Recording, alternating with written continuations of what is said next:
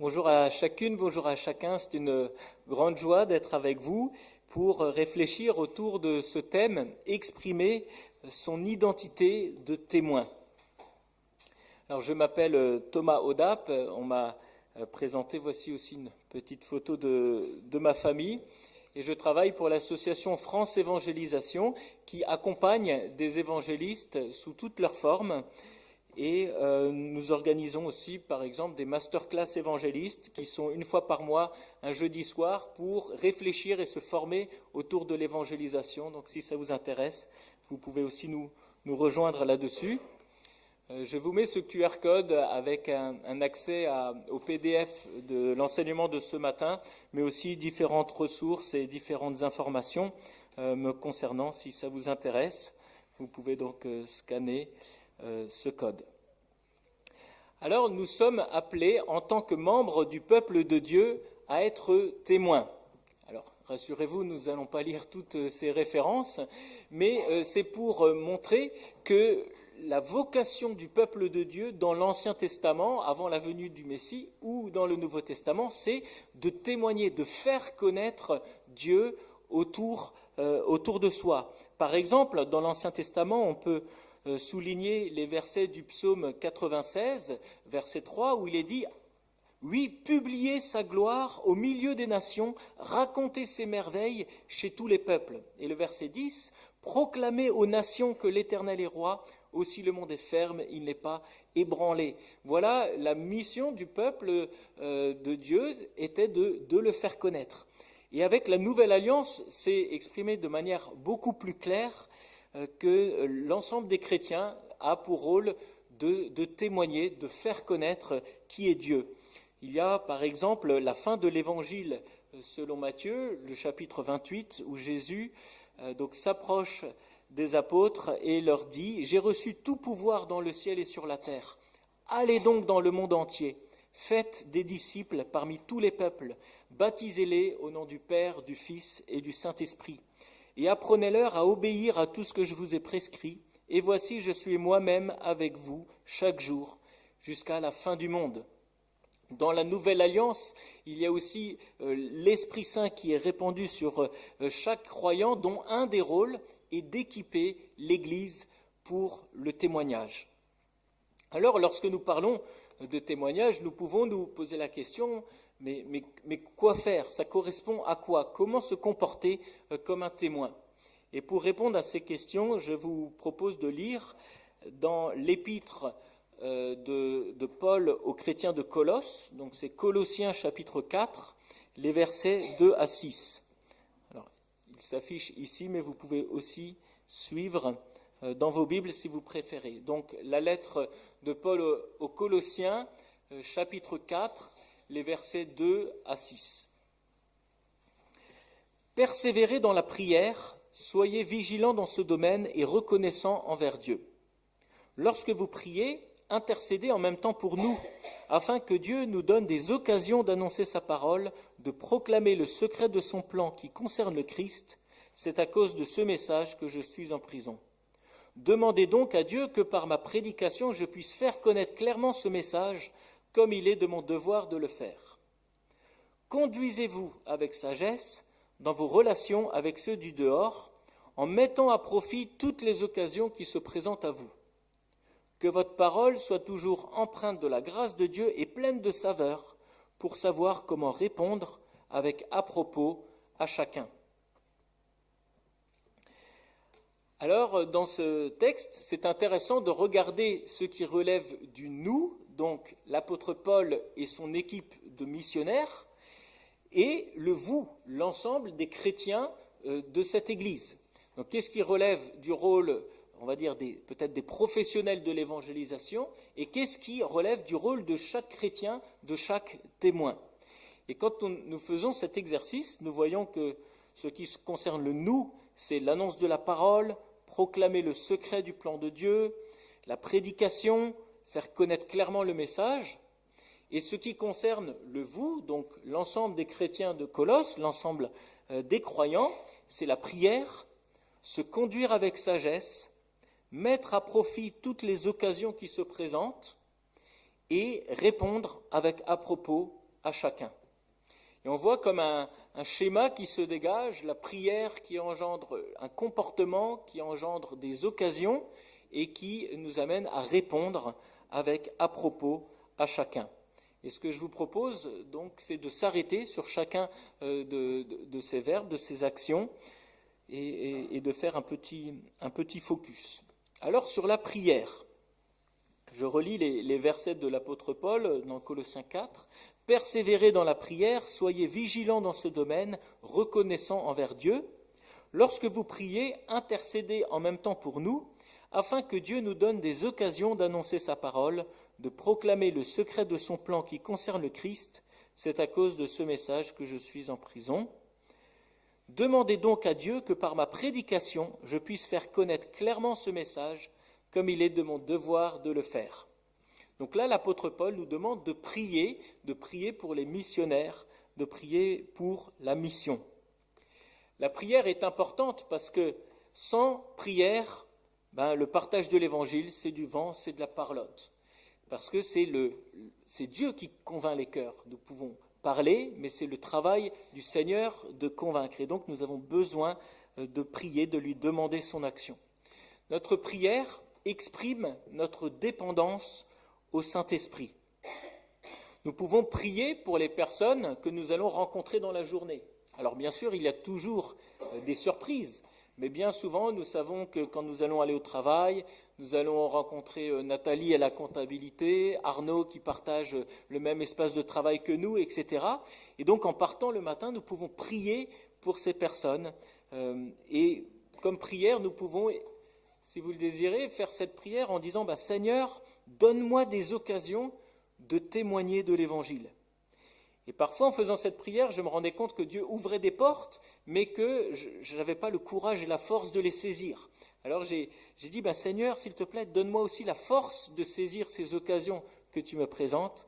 Et puis finalement, Seigneur, donne-moi les bons mots pour la personne qui est en face de moi. Donc, on peut prier comme ça, même quotidiennement, Seigneur, donne-moi des occasions de témoignage, donne-moi la force de les saisir, et une fois que je les aurai saisies, donne-moi les bons mots pour cette personne. Nous avons dit, la prière exprime notre dépendance au Saint-Esprit. Qu'est-ce que ça veut dire, dépendre du Saint-Esprit ? Ça veut dire beaucoup de choses, mais notamment on pourrait se souvenir de ces trois expressions, c'est se souvenir. Se souvenir qu'il y a l'Esprit de Dieu qui vit en moi. Quand je vais au travail, quand je suis avec mes amis, dans ma famille, je ne suis pas tout seul. Le Saint-Esprit vit en moi. Se réjouir que mon témoignage, que l'action de l'évangélisation ne dépend pas que de moi, mais que c'est Dieu lui-même qui travaille et qui transforme les cœurs. Et puis se confier, c'est-à-dire demander ce dont on a besoin. Pour ceux qui aiment bien l'anglais, c'est trois verbes en R, remember, rejoice, request, se souvenir, se réjouir et puis se confier exprime donc notre dépendance à Dieu. Alors je passe sur chacun de ces aspects pour arriver à quelques questions de réflexion sur ce premier point de la prière. Eh bien, ma vie de prière contient-elle une partie orientée vers la mission ? Est-ce que je prie aussi pour l'extérieur ? Est-ce que je prie pour les personnes qui m'entourent, dans ma famille, dans mon travail, dans mon voisinage et dans mes loisirs ? Est-ce qu'au sein de l'Église, on encourage aussi la prière pour les non-croyants ? Et comment s'encourager les uns les autres à prier pour nos amis non-croyants ? Le deuxième point que souligne l'apôtre Paul dans ce texte de Colossiens, c'est la conduite. Il demande « Conduisez-vous avec sagesse dans vos relations avec ceux du dehors ». La conduite, c'est notre première vitrine. Alors, quelques citations pour nous encourager à nous comporter, pour refléter quelque chose de la rédemption en Jésus-Christ. Basile de Césarée, au IVe siècle, a dit « Il y a beaucoup d'annonciation et peu d'incarnation ». D'incarnation dans le sens prendre corps, il faut que notre discours se traduise par des actes, par des attitudes qui reflètent l'Évangile. La citation suivante de Gandhi, j'arrive plus à passer, voilà, merci beaucoup. Il dit cette triste citation, j'aime votre Christ, je n'aime pas vos chrétiens sont si différents de votre Christ. Voilà, c'est une Citation un petit peu qui nous fait prendre conscience de l'importance du comportement, de l'importance aussi de se repentir et d'adopter un comportement à l'image de Jésus-Christ. J'aime beaucoup cette citation suivante d'un évangéliste qui dit « Il y a 5 évangiles, Matthieu, Marc, Luc, Jean et le chrétien. Mais la plupart des gens ne liront jamais les 4 premiers. » Vous voyez, c'est un slogan, hein, c'est-à-dire que nous sommes, cette lettre ouverte, comme dit aussi l'apôtre Paul, nous sommes en fait une démonstration de l'évangile pour les gens, et beaucoup de gens vont avoir un premier aperçu de l'évangile par la manière dont vit le chrétien. Alors bien sûr, nous espérons que par la suite, ils vont lire les 4 évangiles, mais ça va être la première porte d'entrée. Et l'évangéliste et théologien britannique Michael Green, dans son livre sur l'évangélisation dans l'Église primitive, écrit que la ressemblance avec Christ était la condition sine qua non de l'évangélisation. Voilà le chrétien qui aime, qui ressemble à Christ, donc qui favorise le témoignage. Un pasteur américain disait que les chrétiens sont comme ces petites cuillères à glace parce qu'elles donnent un petit avant-goût du royaume de Dieu dans les réalités présentes. Donc on fait goûter quelque chose du royaume de Dieu dans la manière de nous comporter, de gérer les conflits, de travailler, etc. Alors, refléter quelque chose de la rédemption à Christ, ce n'est pas être parfait, parce que nous ne sommes pas parfaits. Et si nous attendons d'être parfaits pour témoigner, nous attendrons toute notre vie. Mais refléter quelque chose de la rédemption en Christ, c'est aussi savoir demander pardon lorsque l'on fait mal. Demander pardon à un collègue parce qu'on lui a mal parlé ou parce qu'on s'est mis en colère de manière disproportionnée. Les personnes de notre entourage ont besoin de voir l'évangile concrètement.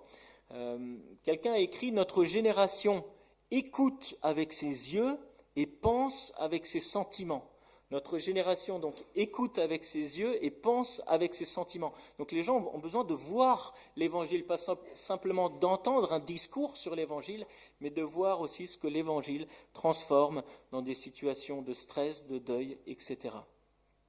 Nous sommes un peu comme les avis des utilisateurs de l'évangile. Quand on achète un nouveau produit, une machine à café, une machine à laver, on regarde qu'est-ce que les utilisateurs du produit en disent avant de faire son choix. Eh bien, on est un petit peu comme l'avis des utilisateurs de l'évangile et les gens vont regarder qu'est-ce que l'évangile change dans la vie de cette personne pour savoir comment se l'approprier. Est-ce que ça vaut le coup de creuser la question ? Alors, il y a un passage intéressant dans la conduite, l'apôtre Paul dit « Conduisez-vous avec sagesse dans vos relations avec ceux du dehors ».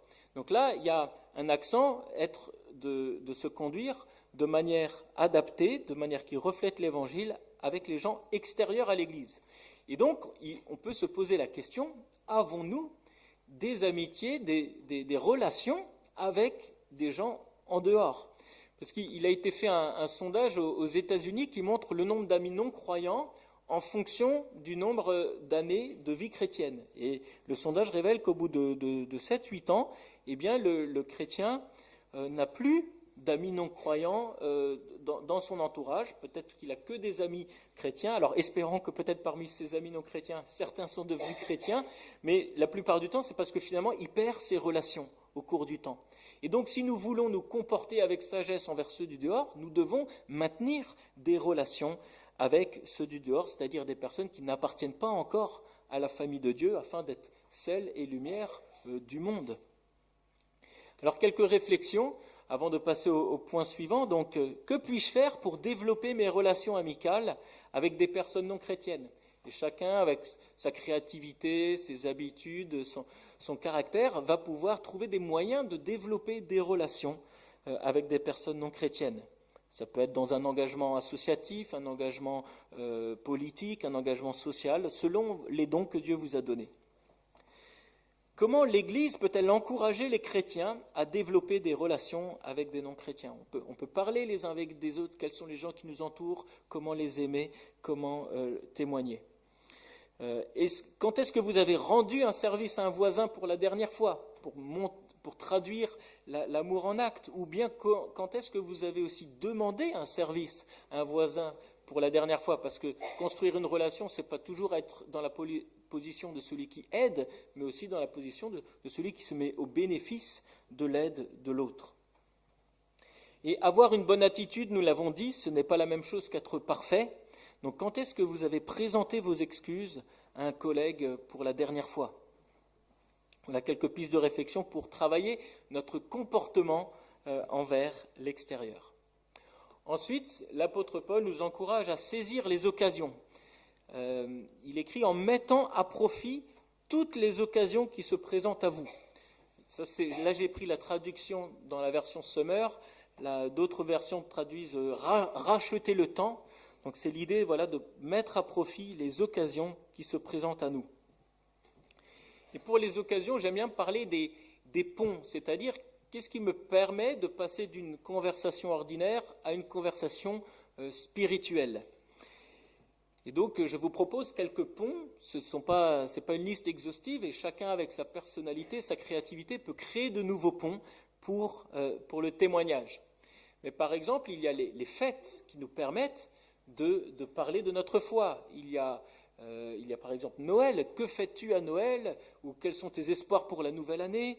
Nous sommes dans cette période de Ramadan qui s'ouvre. Eh bien, que cherches-tu pendant ce Ramadan, etc. Donc les fêtes du calendrier nous permettent d'aborder certaines questions spirituelles. Il y a l'actualité. Alors bien souvent, l'actualité va nous permettre de témoigner, mais ça va être un challenge pour nous. On va poser des questions comme mais si Dieu existe, pourquoi il laisse faire ces guerres ? Ou alors, est-ce que la religion n'est pas source de toutes ces intolérances et de ces conflits ? Et donc, ça va nous permettre de parler de notre foi, mais parfois de manière un peu challengeante. Donc, à nous aussi de nous préparer et à rebondir sur l'actualité pour parler de notre foi. Les prénoms sont parfois des ponts qui nous permettent de parler de la foi. Je me souviens, quand mes enfants étaient plus jeunes, il y avait le café des parents à la halte-jeu où ils étaient. Et donc je me mets à une table et puis je commence à discuter avec les parents et je demande simplement c'est qui votre enfant ? Et puis ils me disent c'est Ismaël. Et je dis Ismaël comme le fils d'Abraham. Et puis ils me disent vous connaissez ? J'ai dit oui, moi je lis la Bible. Et puis on a commencé toute une discussion spirituelle à l'aide d'un prénom. Alors comme je dis pour blaguer, ça marche pas avec tous les prénoms. Pour Kevin, ça marche pas. Je suis désolé, mais voilà. En tout cas, il y a des fois des occasions comme ça qui permettent de parler de notre foi. Il y a les livres, les chansons, les films qui soulèvent des questions spirituelles. Moi, je suis un grand fan de l'auteur franco-belge Éric Emmanuel Schmitt, d'ailleurs qui est né à Sainte-Foy-les-Lyons. Et qui, dans son dernier livre, raconte son expérience spirituelle à Jérusalem. Donc c'est un livre grand public, ça permet aussi, quand il y a des sorties comme ça, de parler de sujets de la foi. La fameuse question « Qu'as-tu fait ce week-end ?» est une bonne occasion pour dire ce week-end, j'étais à l'église et nous avons parlé de ceci, nous avons parlé de cela, qu'est-ce que tu en penses ? Des questions, pourquoi faites-vous cette action ? Les événements marquants de la vie, comme les naissances, les maladies, les deuils et les mariages, ce sont des occasions aussi d'écrire une petite carte où on fait part de notre foi. Les anniversaires, à côté d'une bonne bouteille de vin, on va peut-être offrir un DVD ou un CD chrétien qui nous a parlé, même si les DVD, les CD, on en a de moins en moins avec tout ce qui est maintenant en ligne, mais on peut peut-être écrire au moins une carte et envoyer les liens par texto par la suite. Qu'est-ce qui te rend heureux ?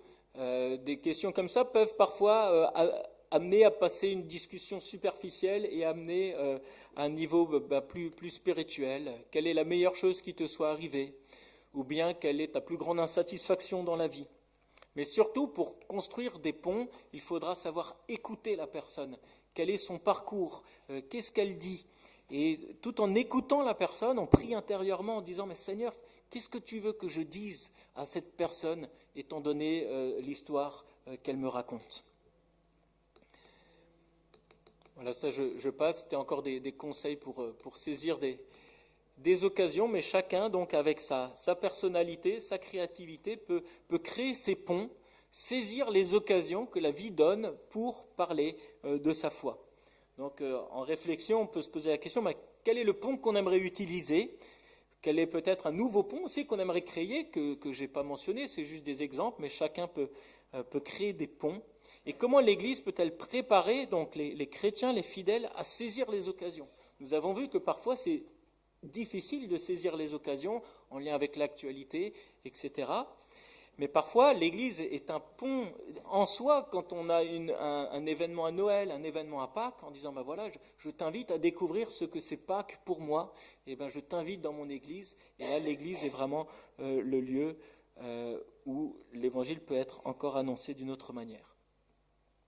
Donc après la prière, après saisir les occasions, nous sommes appelés donc à répondre. Après la prière, il y avait le comportement, j'ai sauté, saisir les occasions et les réponses.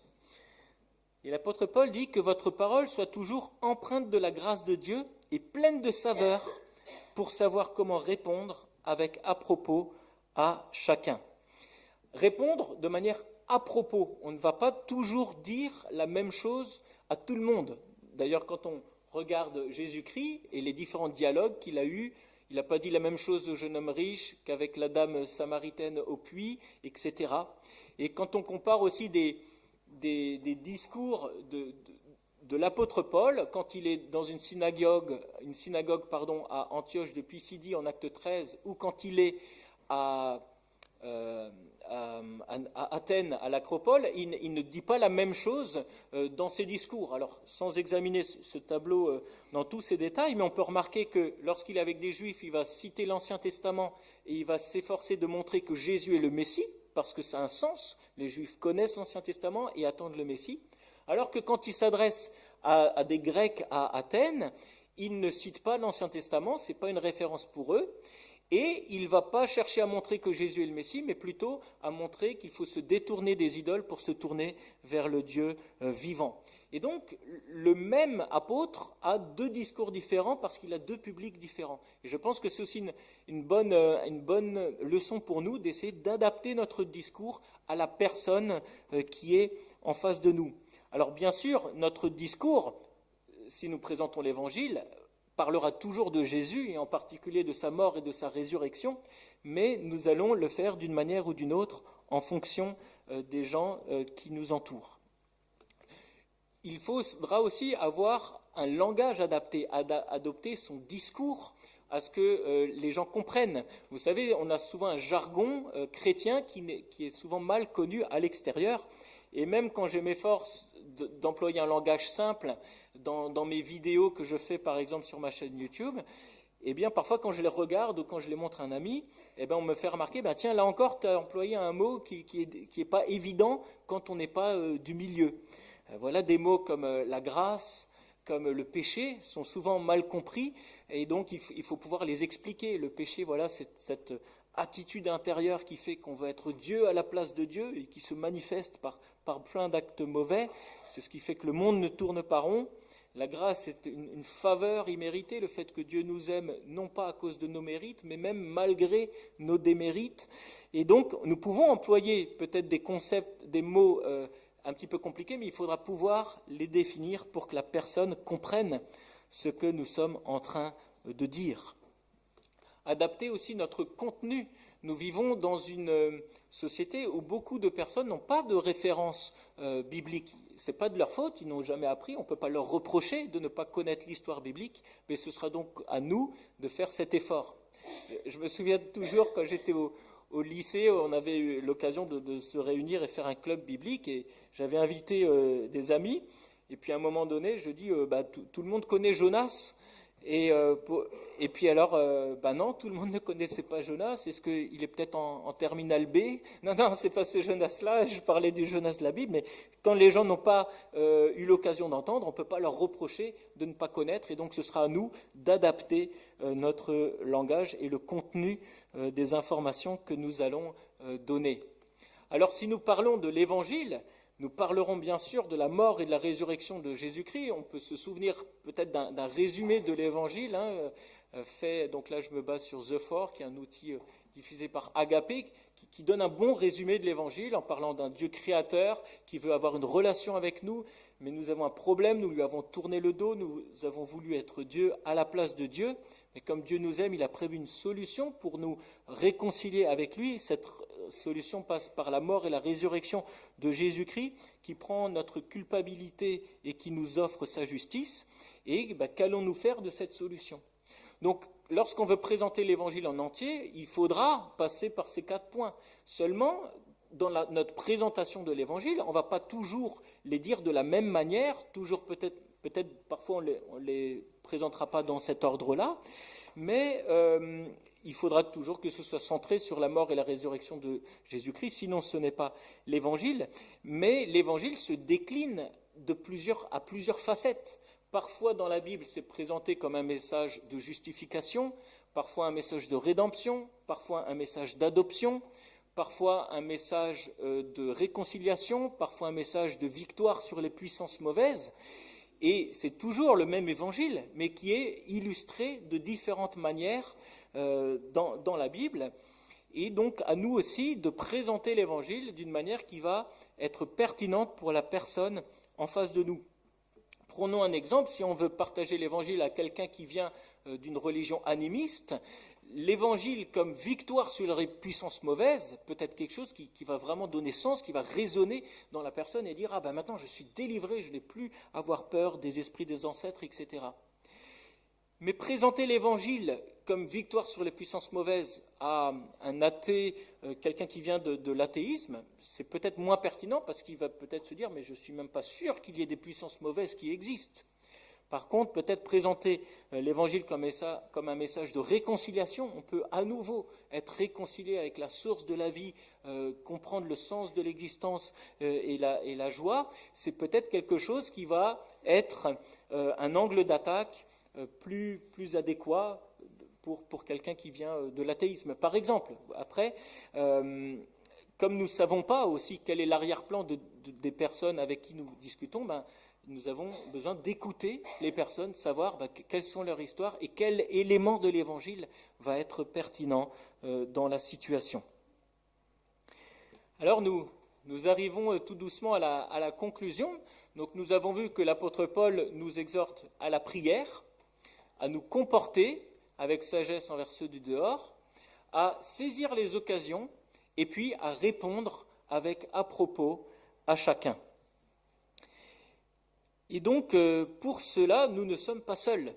Dieu nous a donné une famille, l'Église, où nous pouvons nous encourager, nous pouvons aussi apprendre ensemble. Et puis, bien sûr, il nous a équipés du Saint-Esprit. Nous pourrions dire que Dieu nous a donné les moyens, le Saint-Esprit, Dieu nous a donné le modèle, Jésus-Christ, et Dieu nous a donné le message, la bonne nouvelle de l'Évangile. Alors, à nous de rentrer et d'exprimer notre identité de témoins. Et je vous propose de conclure en priant. Seigneur, merci pour l'Évangile. Merci parce que l'Évangile est vrai, l'Évangile est beau, l'Évangile est puissant. Merci parce qu'un jour tu as placé sur notre route des témoins de l'Évangile qui nous l'ont communiqué. Aide-nous, Seigneur, à notre tour à exprimer notre identité de témoin, à rentrer dans cette mission que tu as confiée à ton peuple de te faire connaître. Je te prie, Seigneur, donne-nous des occasions de témoignage, donne-nous la force de les saisir et donne-nous les bons mots quand nous aurons saisi ces occasions. Nous voulons faire tout cela pour ta gloire en comptant sur l'aide de ton esprit. Amen.